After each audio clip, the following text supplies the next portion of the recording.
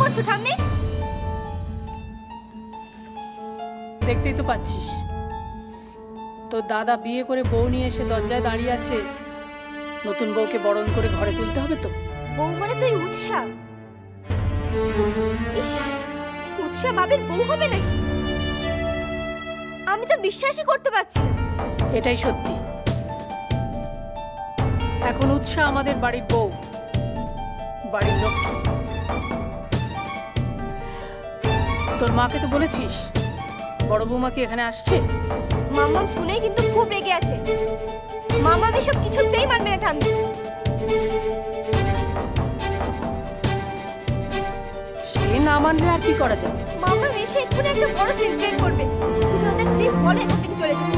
না, বাড়ির লক্ষ্মীকে দরজা থেকে ফেরানো যায় না বান্টি। তুমি কিন্তু খুব বাড়াবাড়ি করছো ঠাম্মি। পাপি মাম্মাম সবাই বাবিকে নিয়ে এখন খুব টেনসড হয়ে আছে। মাম্মাম ড্রিঙ্ক করে আছে আর পাপিও বাড়িতে নেই। তুমি ভাবতে পারছো বাড়িতে এখন কি অশান্তি হবে? আচ্ছা, কিন্তু যেটা করার সেটা তো করতেই হবে বান্টি। শাশুড়ি হিসেবে বড় বৌমা যদি তার দায়িত্ব পালন না করে তাহলে সেটা আমাকেই করতে হবে। দাঁড়ান মা, দাঁড়ান মা।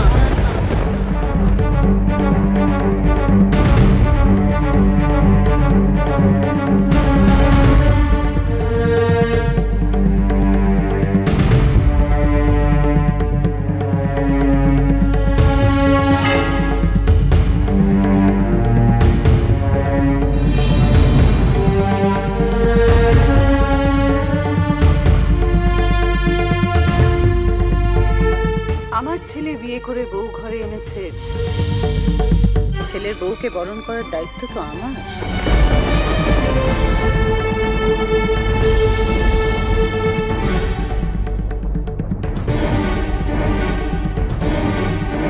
যাও বান্টি, আমার ঘরে দুধ আলতার থালা রেডি করা আছে, সেটা নিয়ে এসো। কি বলছো মামা? তুমি উৎসাহকে বরণ করবে? যেটা বলছি সেটা করো। যাও। কি হলো, যাও।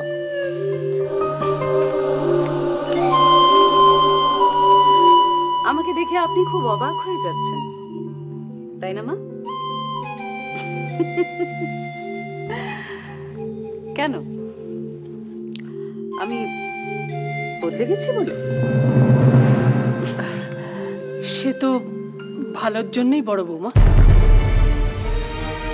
হ্যাঁ, কিন্তু এখন যে আপনাকে আমার জায়গাটা ছাড়তে হবে না। সে তো বটেই। এসো মামা।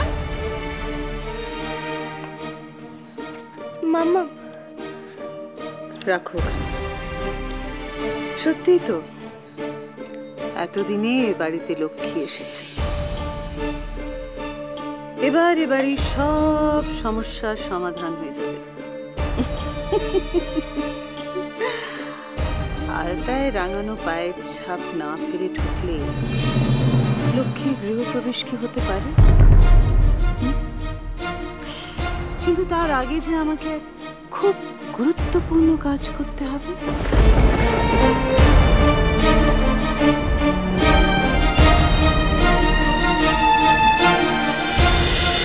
কি কাজ বাকি আছে?